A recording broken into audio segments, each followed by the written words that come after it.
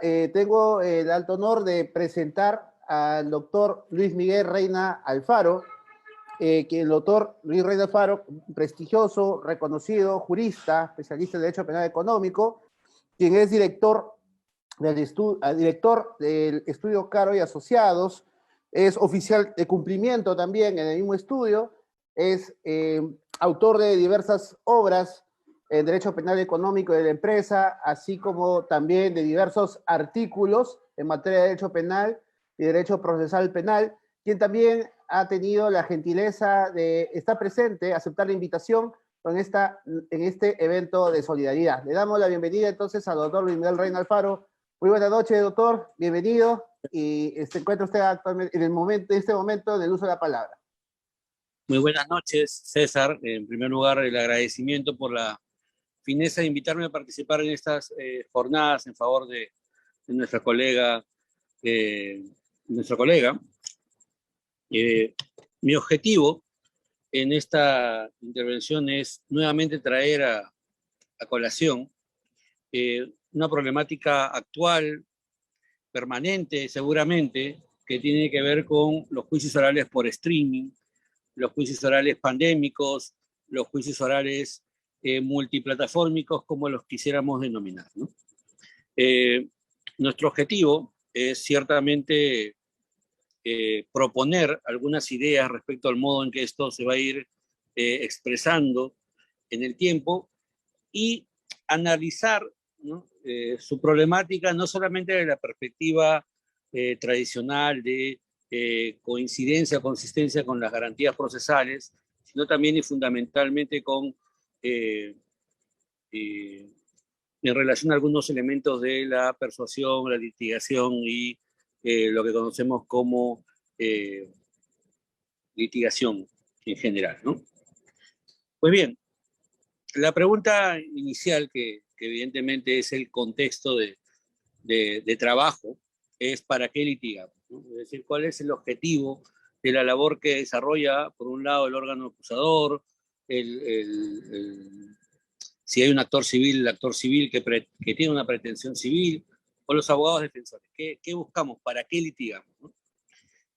Y el objetivo es un objetivo claramente de persuasión, convencer al juez de que nuestra propuesta de verdad es la correcta.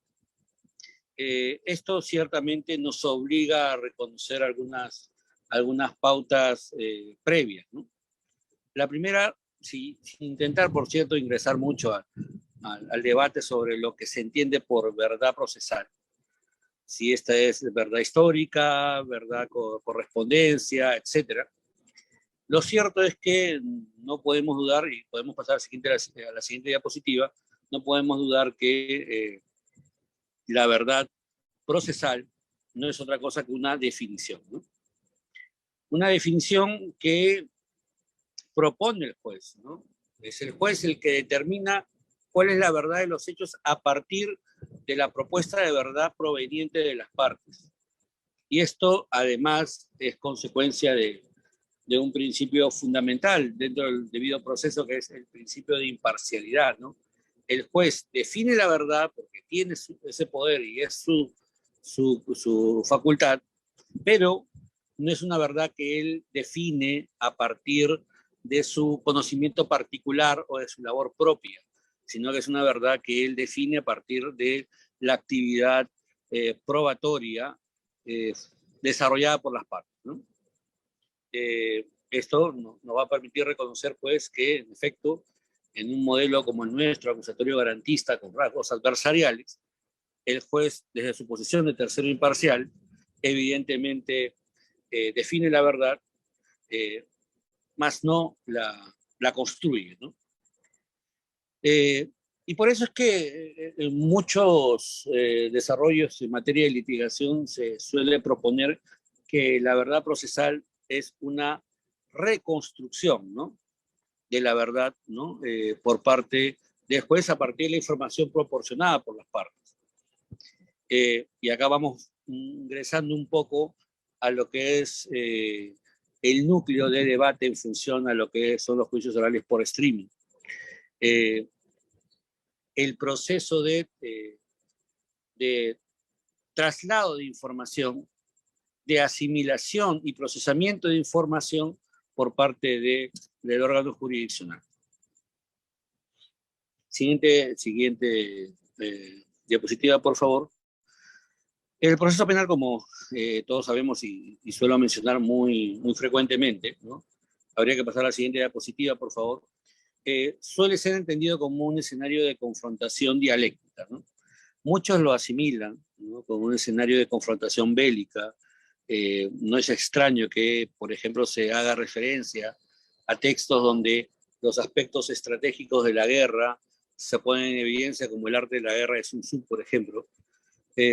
Otros autores, creo yo, con mejor tino, han tratado de equiparar el proceso penal más bien con el juego del ajedrez, ¿no? Porque, claro, las partes y sus propuestas se van moviendo en función, ¿no?, a los momentos específicos del caso, ¿no? Cualquiera de las dos visiones a mí me parece más amigable, ya desde la semántica misma, aquella que equipara el proceso penal con un juego de ajedrez, pero lo cierto es que en ambos casos se busca lograr el objetivo de vencer, predominar, y el medio para lograr ese efecto de predominar hacia el juez se logra a través de la persuasión. Esta capacidad persuasiva que pueden tener las partes al momento de proponer su teoría del caso o su propuesta de verdad, ciertamente es el aspecto que logra ese efecto persuasivo, ¿no?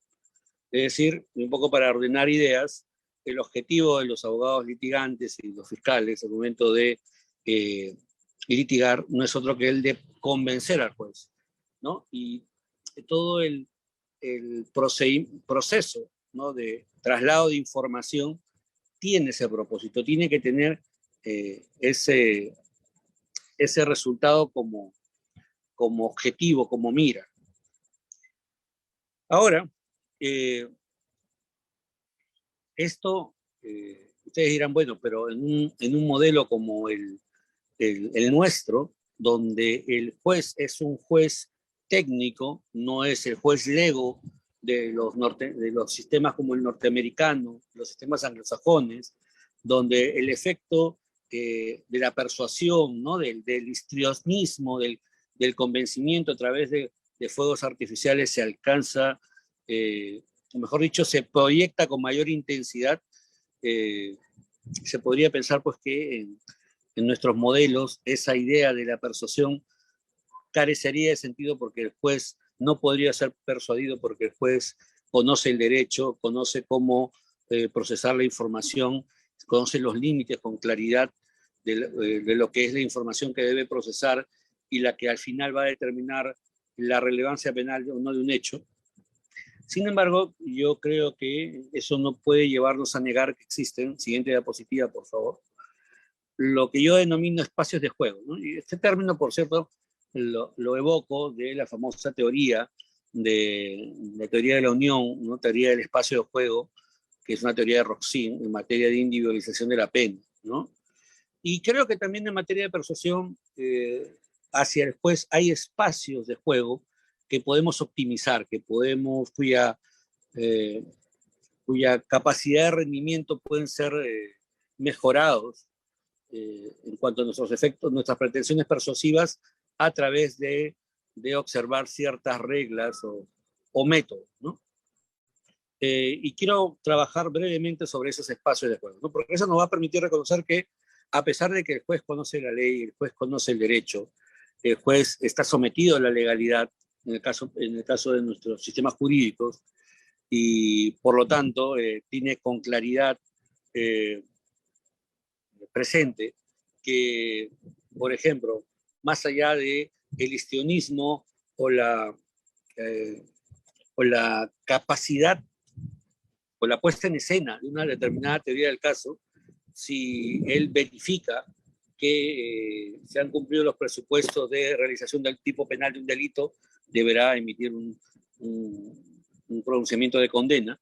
Pues a pesar de eso, sí se debe reconocer que hay estos espacios de juego, ¿no? Y sobre eso decía, quiero dedicarme muy brevemente, ¿no? Evidentemente esto pasa por entender como marco teórico general lo que supone este concepto muy utilizado en materia de litigación, que es la teoría del caso, ¿no? La teoría del caso, como sabemos,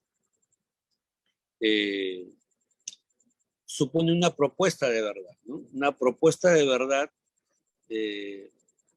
Ya no vamos a ingresar a cómo se debe construir una teoría del caso, cuál es una formulación eficiente y eficaz de teoría del caso, sino resaltar sus elementos, ¿no? El elemento fáctico y el elemento jurídico. Toda teoría del caso debe tener estos dos elementos, ¿no? Dependerá de las particularidades específicas del caso establecer si será o si nos enfocaremos en el aspecto fáctico o nos enfocaremos en el aspecto jurídico para lograr el resultado que pretendemos. En algunos casos será necesario, ¿no? Potenciar ambos elementos. Pero sí, un poco para tenerlo en claro, no se discute más que una teoría del caso tiene estos dos componentes, componente fáctico, componente jurídico, ¿no? Ahora, evidentemente el resultado procesal dependerá de esa capacidad que tengamos para persuadir, ya sea de la predominancia o el predominio de nuestra propuesta fáctica o de nuestra propuesta dogmática, ¿no? Siguiente diapositiva, por favor.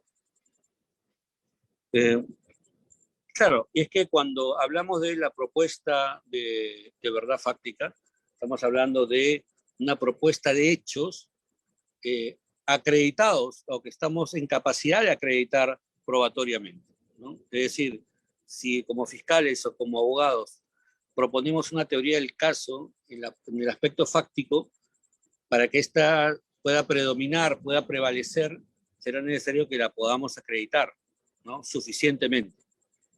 Entonces, si el fiscal desarrolla una teoría fáctica, una propuesta fáctica de los hechos del caso, y no puede acreditarla más allá de toda duda razonable, sin duda, no logrará el efecto que pretende, ¿no? Igual ocurre con la propuesta de verdad jurídica, que dependerá no solamente de la solvencia dogmática en que se asciende el proceso de subsunción de los hechos sobre la normativa jurídica, sino también el apoyo que se tenga, ¿no? Sobre el apoyo que se tenga respecto a la validez y aplicación de esta figura específica de la dogmática en el caso concreto. Pues bien, ¿cómo aparecen estos espacios de juego que son espacios, siguiente diapositiva, sometidos al árbitro judicial? Es decir, espacios del juez, más allá de que está sometido a la ley y la Constitución, ¿no? Puede ver el fiel de la balanza inclinado dependiendo de las capacidades persuasivas de las partes, ¿no? Y creo que un escenario donde se puede apreciar con claridad este espacio de juego es en lo que resulta ser la aplicación del método probatorio indiciario. Cuando proponemos una teoría del caso en el aspecto fáctico y lo apoyamos en la denominada prueba por indicios o prueba indiciaria, que además debemos reconocer su metodología, habrán pues espacios de arbitrio judicial que podemos, espacios de juego que podemos explorar a través de estos objetivos de persuasión. Les doy un ejemplo. La prueba por indicios, y estos indicios son indicios contingentes.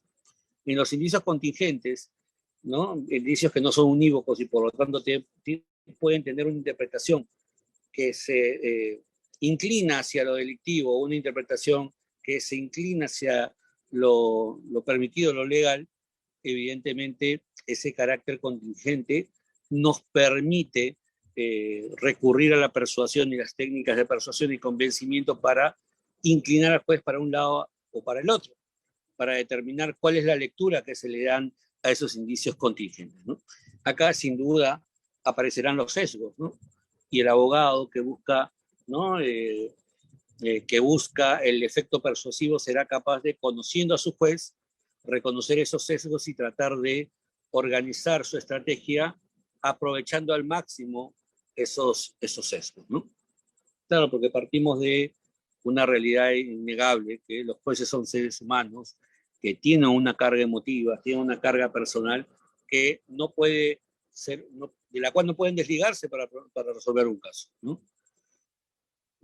No voy a examinar los diversos estudios que han determinado pues esos sesgos, ¿no? Por ejemplo, sesgos que tienen que ver con la forma de pensamiento política conservadora o liberal de un juez que determinan que sus decisiones sean más drásticas o menos drásticas, ¿no? O el género, que es un aspecto también importante en ciertas materias, ¿no? Siguiente diapositiva, por favor. Entonces, como les decía, ¿no? Ya está resumido en la diapositiva, por ejemplo, en lo que es la aplicación del método probatorio indiciario, la valoración de los elementos de convicción contingentes o indicios contingentes dependerá pues ¿no? de esa capacidad que tengan las partes para, a partir de reconocer ciertos sesgos del operador jurisdiccional, puedan guiarlo, ¿no? en la comprensión y procesamiento adecuado de la información que le trasladamos, ¿no? E igual ocurre, creo yo, con lo que resulta ser las teorías del caso que se sostienen en los aspectos jurídicos. La teoría del caso referida a la quaestio iuris, ¿no? ¿Por qué? Porque en gran medida, ¿no? Poder convencer a un juez de la viabilidad jurídica de una propuesta argumentativa, de una estrategia en concreto, dependerá mucho de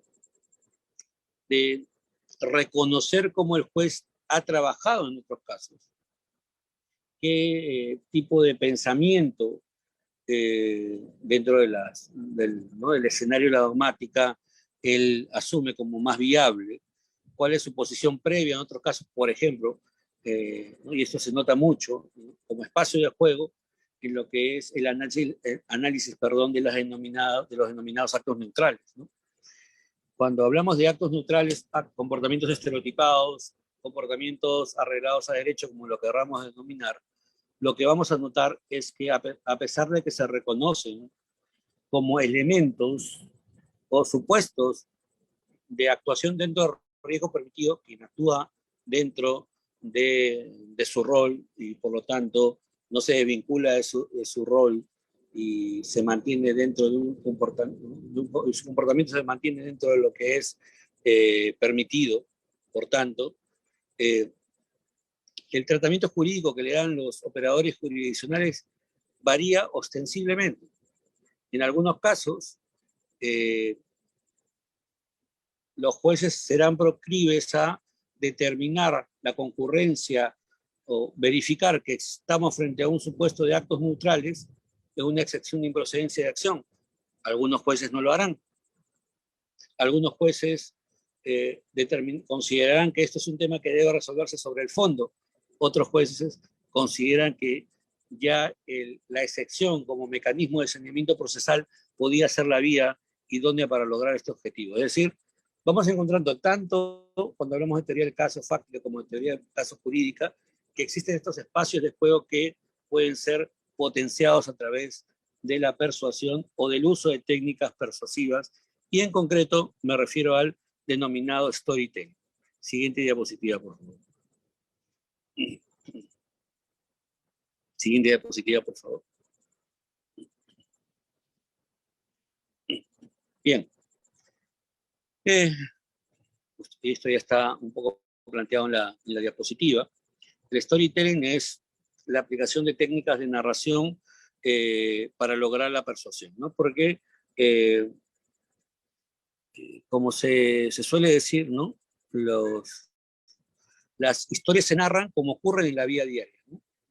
Y lo dice Henry Miller, ¿no? Que es una cita que he tomado de Philip Meyer, que es un autor norteamericano que trabaja el tema del storytelling en concreto. Henry Miller decía, la verdad de una historia está en su narración. Es decir, que una historia sea creíble depende de cómo está narrada. Cuando hablamos de narración en un juicio oral, estamos hablando de narración oral.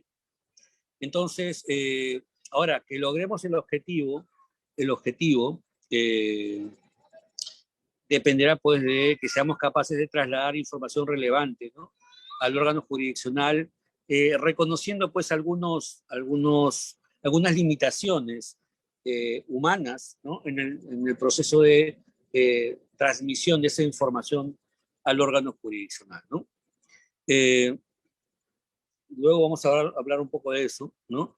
Pero que logremos convencer al juez dependerá de que nuestra narrativa sea convincente, ¿no? Y ese convencimiento dependerá, por un lado, de la actividad probatoria y, por otro lado, de reconocer que nuestra historia sea conforme a las reglas de la lógica, la experiencia, ¿no?, o de la ciencia, ¿no? Un poco van funcionándose o complementándose esas ideas, ¿no?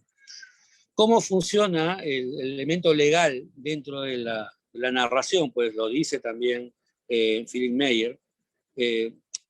La argumentación legal aparece como disfraz, ¿no? Aquello que, ¿no?, cuando hemos cometido, por ejemplo, un delito de, por ejemplo, homicidio, ¿no?, y se actúa bajo una causa de justificación, por ejemplo, la legítima defensa, ese homicidio deja de ser delito porque entró el argumento jurídico de la causa de justificación que oculta, ¿no?, como se dice, disfraza, en términos de Philip, la verdad material que es, ¿no?, que existe un cuerpo al que una persona le quitó, ¿no?, le quitó la vida, ¿no? Ahora, para lograr que para lograr ese efecto persuasivo, sin duda, esto dependerá mucho de cómo entreguemos la información al juez y cómo éste sea capaz de asimilarla en el caso concreto, ¿no? Y creo que por ahí viene el aspecto nuclear, lo que supone la novedad de la introducción de los juicios orales por streaming. Siguiente diapositiva. El juicio oral por streaming. El juicio oral por streaming, por cierto, como ustedes ven ahí reseñado, no es algo nuevo, ¿no? Ya desde resoluciones administrativas del año 2013, siguiente diapositiva, por favor. Ahí cito la resolución administrativa 042 de 2013, la 4 del 2014 del Consejo Ejecutivo del Poder Judicial, que eran lineamientos para el uso de videoconferencias en los procesos penales. Ya desde ese entonces, estamos hablando ya de hace 8 años atrás, aproximadamente, ya existía el reconocimiento de procurar introducir la tecnología dentro del modo en que se desarrollaban los juicios orales, ¿no? Evidentemente, esto partía de casos, de una realidad completamente distinta a la actual, ¿no?, y se regía por la regla de la excepcionalidad, ¿no? Sin embargo, cuando el mundo se sumerge en esta pandemia, ¿no?, en nuestro país, ¿no?, mejor dicho, los diversos órganos jurisdiccionales del mundo tienen que tomar decisiones respecto al modo en que van a continuar o no su marcha de administración de justicia, la marcha del servicio público de administración de justicia. Y en algunos casos, como España, por ejemplo, se opta por mantener la regla de los juicios presenciales, ¿no?, reconociendo cierto espacio, evidentemente, la tecnología, pero, ¿no?, manteniendo la regla de que el juicio se realiza presencialmente. En otros países se utiliza un método mixto, en virtud del cual algunas clases de procedimientos se pueden seguir por streaming. Nuestro país optó la regla total, ¿no?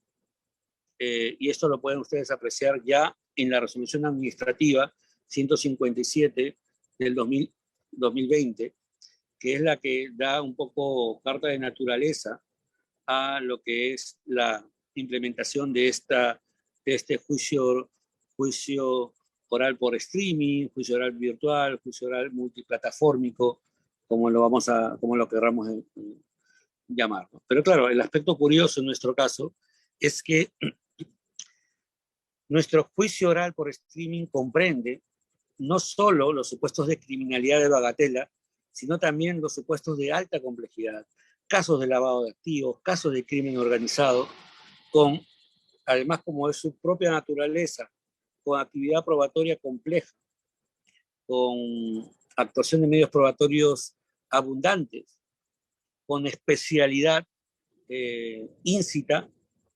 ciertamente nos lleva a reflexionar o nos obliga a reflexionar si esa es la ruta adecuada, si es la ruta que deberá continuarse en esta pandemia que se avisora durará todavía al menos un par de años, ¿no? Y eso nos lleva pues a la famosa discusión respecto a si el juicio oral por streaming es consecuente o consistente con las garantías de un debido proceso en el Estado democrático de derecho, ¿no? Básicamente la garantía es la inmediación y la defensa procesal, ¿no? Y sobre esto ya nuestros tribunales se han manifestado. El Tribunal Constitucional en el expediente 2738 del 2014 y también nuestra Corte Suprema han determinado de que utilizar el sistema de videoconferencia o cualquier elemento tecnológico no supone una mácula al debido proceso, ¿no? Y menos aún a la inmediación, porque las características de este tipo de tecnología, ¿no? de tiempo real, ¿no? Son claramente equiparables a la inmediación presencial o física, ¿no? Sin embargo, y yo creo que hay una regla, hay un aspecto que creo que debemos repensar, y por eso luego hago la referencia a dilemas actuales y venideros, es si esa regla debería ser una regla permanente, es decir, si el juicio oral por streaming o por videoconferencia debería ser la regla, como viene siendo ahora, o debería ser más bien una excepción. Creo que es el aspecto que hay que debatir. Si viendo los problemas que se vienen dando en los juicios orales, luego vamos a ver el tema de la seguridad informática, resulta conveniente mantener el esquema actual. Si resulta conveniente mantener ese esquema de totalizador en donde todo tipo de proceso penal puede ser o es objeto de juzgamiento, ¿no? Ahora, no hay que negar que tiene elementos positivos, ¿no? Luego nos vamos a un poco a poner a pensar sobre eso y nos vamos a dar cuenta que permite que abogados que antes tenían que litigar, por ejemplo, por el nuevo código es así, ¿no? El código, bueno, ya no tan nuevo, el Código Procesal Penal, los abogados que teníamos que litigar, no sé, en La Libertad, o teníamos que litigar, no sé, en Tumbes, y antes teníamos que trasladarnos físicamente con el desperdicio de recursos humanos, logísticos, de costos para el imputado, ¿no? Con el riesgo de que luego la audiencia no se desarrolle porque no concurrió un abogado defensor, porque no concurrió un imputado. Hoy en día ese costo ha desaparecido y ya el litigio, ¿no? A distancia es más factible, más viable, menos costoso, menos oneroso. Sin embargo, tiene otros elementos, ¿no? Que vamos a reconocer como problemáticos, ¿no? Ciertamente, siguiente diapositiva, por favor. Ciertamente creo que es importante reconocer que no es el momento de dar respuestas definitivas, ¿no? Es muy pronto. Sí creo que es posible reconocer problemas y a partir de reconocer esos problemas tratar de encontrar soluciones. Pues bien, creo que un aspecto que debemos tener presente, y esto nos permite enlazar la lógica del storytelling, persuasión, con la legitimidad de los procesos penales por streaming, tiene que ver con el cambio de paradigmas en lo que es las relaciones entre órgano jurisdiccional y partes procesales, ¿no? Antes no era extraño encontrar supuestos o casos en los que se pudieran observar situaciones de enfrentamiento, ¿no? No solamente entre las partes, ¿no? Sino también entre las partes con el órgano jurisdiccional, ¿no? Evidentemente reconociendo que, bueno, es un enfrentamiento que no tiene mucho sentido en la práctica porque al final es el juez el que define todo, ¿no? Pero bueno, había ese escenario, ¿no? Quizás movido por esa percepción tradicional de los juicios en que el abogado tiene que ser beligerante, tiene que alzar la voz, tiene que golpear la mesa, no diré yo tirar los códigos, ¿no? Porque entiendo que son exabruptos, pero sí estaba toda esa visión teatral del juicio, ¿no? Que generaba pues alguna tensión, no solamente con la contraparte, que puede ser el fiscal o el abogado defensor, sino también con el órgano jurisdiccional. Ese escenario de cierto conflicto, ¿no? Incluso litigio indirecto, no funciona con el juicio oral por streaming, ¿no? Las particularidades del juicio oral por streaming nos obligan más bien a colaborar, ser órganos colaborativos, a ayudar al juez a que comprenda el problema del caso, ¿no? Y esto se nota con claridad cuando nos damos cuenta que todos los involucrados en la dinámica del juicio oral por streaming, todos, ciertamente tenemos problemas de adaptación.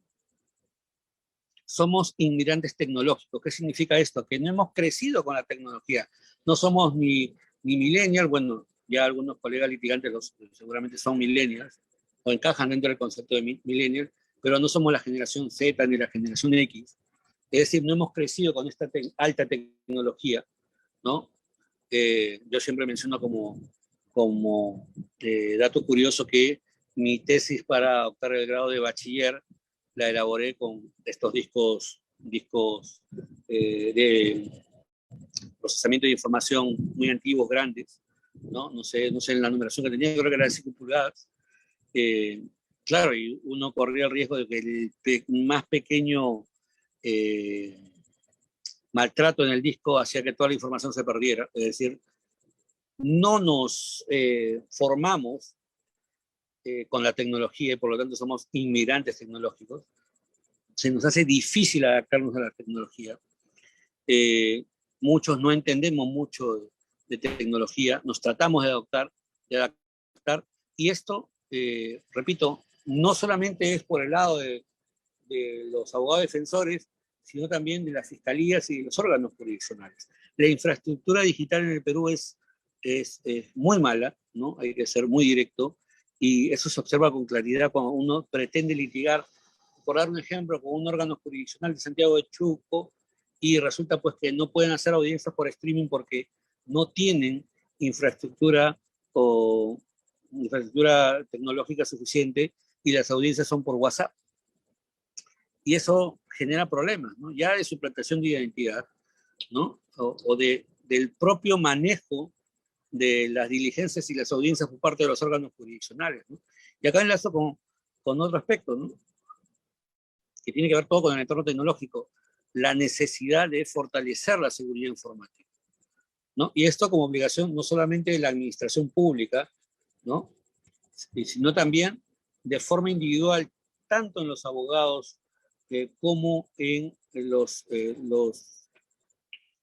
funcionarios públicos que trabajan en la administración de justicia, ya sea como jueces o como fiscales, ¿no? Claro, porque si pretendemos desarrollar nuestras labores como juez o fiscal en teletrabajo, nuestro entorno tiene que ser amigable, ciertamente, ¿no? Nuestro entorno de trabajo tiene que ser amigable, tenemos que estar en capacidad de poder recibir adecuadamente la comunicación, ¿no? Por eso coloco ahí el desde dónde, ¿no? Desde dónde escuchamos o desarrollamos la audiencia, ¿no? Esto es ciertamente complejo, no es fácil, porque además la pandemia un poco nos agarró de sorpresa, pero nos impone un reto, ¿no? Invertir en estos aspectos, en la seguridad tecnológica y en mejorar el entorno el entorno de comunicación y nuestra tecnología. O sea, los estudios de abogados tienen el reto de mejorar estos aspectos, ¿no? La administración pública tiene obligación de mejorar estos aspectos, ¿no? No es extraño, ¿no? Los diversos supuestos de Zoom bombing que hemos visto últimamente en las audiencias, ¿no? Supuestos en los que un tercero, sin ser parte del proceso, ingresa indebidamente a una audiencia y difunde información de contenido sexual o impropia, ¿no? O realiza ataques verbales a las partes, ¿no? Y esto viene ocurriendo y seguramente tiene que ver con problemas de seguridad en la información, ¿no? Claro, esto lo vemos de modo un poco lúdico, ¿no? Pero pues un Zoom bombing, perdón, no no necesariamente se puede quedar en lo lúdico, puede suponer ingresar a sistemas, a los propios sistemas de la Administración de Justicia y puede suponer ataques a la información muy graves, ¿no? La vulnerabilidad de nuestros sistemas informáticos es ciertamente complejo, ¿no? Bueno, en esa sinergia entonces el entorno tecnológico es un aspecto importante, ¿no? Porque además es el que permite, ¿no? La comunicación fluida, ¿no?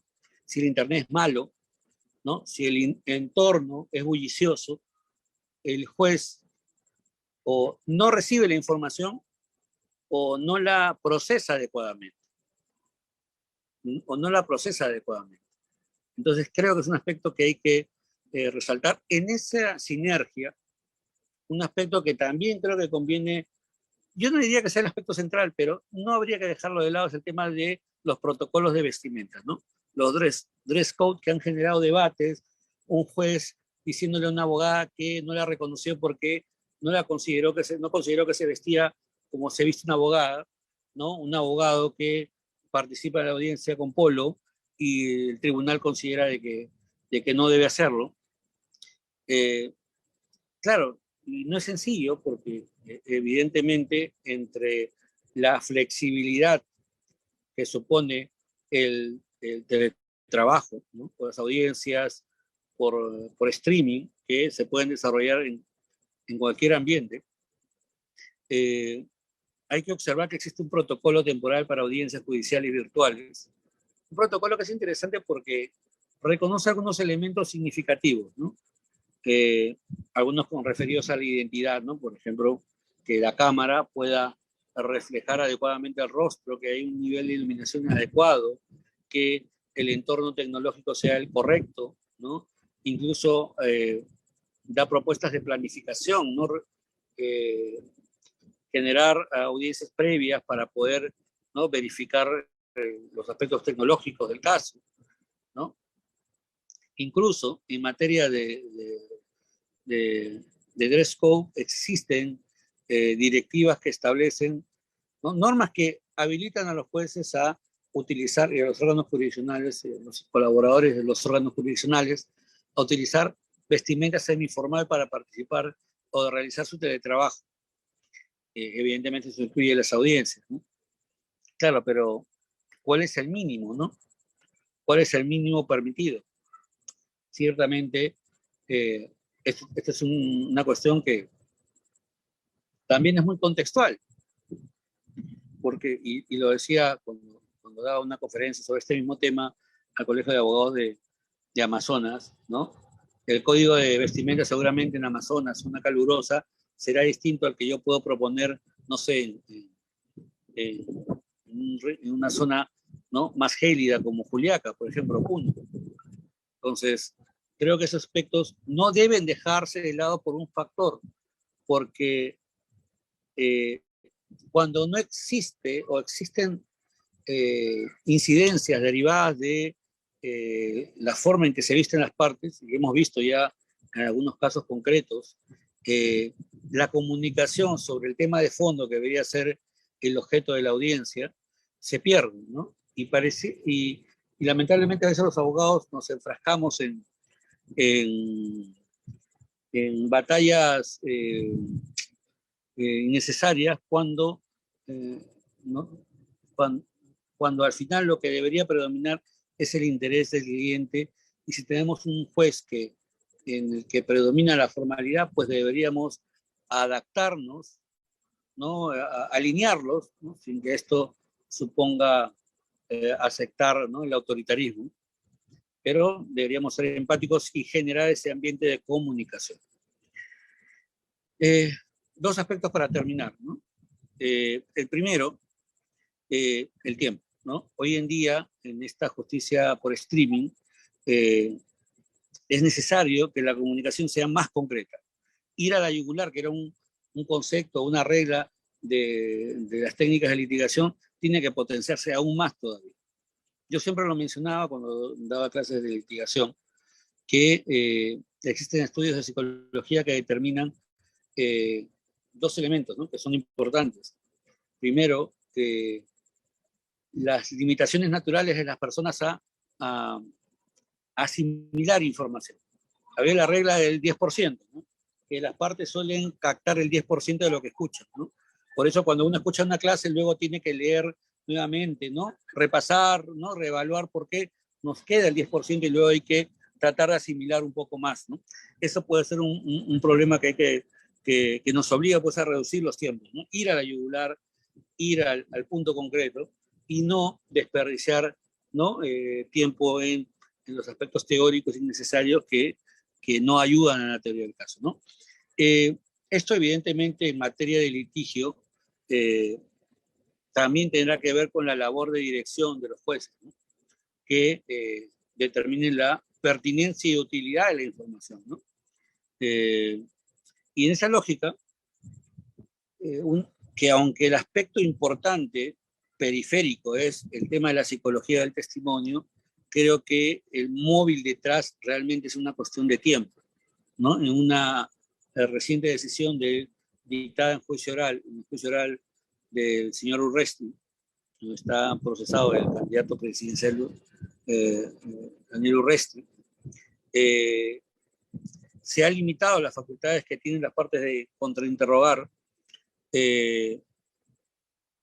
basándose en criterios asociados a la psicología del testimonio, ¿no? Que un poco lo que ha determinado la sala a partir de los desarrollos de la psicología del testimonio es entender que el testigo, conforme va transcurriendo el tiempo, va olvidando detalles, ¿no? Y cuando olvida los detalles, lo que suele hacer es complementarlos con la imaginación, repito, no intencionalmente. Pueden ser recuerdos que el testigo considere que son los reales, ¿no? El testigo puede considerar que está declarando fidedignamente, pero el paso del tiempo afecta la calidad de la información del testigo. Entonces, un poco lo que decía el tribunal era: no voy a permitir que las partes insistan tanto, ¿no?, o desarrollen un contrainterrogatorio dedicado a denostar al testigo por los cambios de versiones, ¿no?, o destacar cambios o contradicciones en las versiones sobre aspectos periféricos, ¿no? ¿Por qué? Porque ya la psicología del testimonio estableció que esto es normal. Esto puede ocurrir y no debería ser un aspecto relevante y, por lo tanto, no deberíamos permitir que se desarrolle información, se construya información o se proporcione información respecto a un aspecto que nosotros ya consideramos que no es relevante. Este aporte que tiene que ver con psicología del testimonio en realidad tuvo como razón de ser la necesidad de introducir limitaciones en el tiempo para hacer de estos juicios orales, ¿no?, procedimientos rápidos, ¿no? Y creo que es un poco la razón por la cual resulta fundamental, ¿no?, y con esto quiero terminar, repensar, ¿no?, cuál es el paso siguiente, cuál debe ser la regulación de los juicios por streaming. Se requiere una adaptación de la normativa procesal, Código Procesal Penal, para regular esta cuestión. Se necesita, por el contrario, quizás únicamente protocolos de las diversas entidades en relación a cada corte específica. Yo creo que deberíamos pensar en esos aspectos que creo que resultan vitales para evitar, ¿no?, que en el buen afán de lograr que la justicia penal no se detenga y se materialice el derecho a ser investigado, juzgado en el plazo razonable, ese derecho termine convalidando una generalización del juicio oral por streaming que podría ser perjudicial a largo plazo. Bueno, yo quisiera terminar mi intervención agradeciendo la invitación y sin duda, ¿no? Manifestando mis buenos deseos por la mejoría de la doctora Ganosa. Les agradezco mucho y quedo atento a si hubiera alguna pregunta, atenderla con gusto. Muchas gracias.